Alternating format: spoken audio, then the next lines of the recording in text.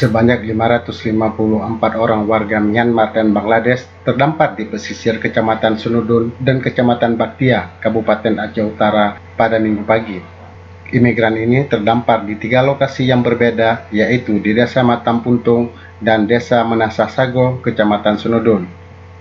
Satu lokasi lainnya adalah di pesisir Desa Matang Raya, Kecamatan Baktia. Di Desa Matampuntung dan Desa Menasasago terdapat 345 orang imigran. Mereka terdiri dari 345 laki-laki, 83 wanita, dan 41 orang anak-anak. Sementara di Balai Desa Matang Raya Barat, Kecamatan Baktia, terdapat 45 orang imigran. Sebagian mereka dalam kondisi sakit dan kini dirawat di puskesmas setempat. Salah seorang imigran Myanmar yang bernama Muhammad Junaid menyebutkan mereka berangkat dari negara mereka sejak 2 bulan yang lalu.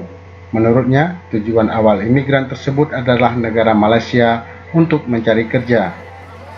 Menurutnya, imigran ditipu dan ditinggal oleh pemilik but ketika sedang berada di perarian Malaysia, sehingga imigran itu terombang-ambing dan terdampar ke Indonesia.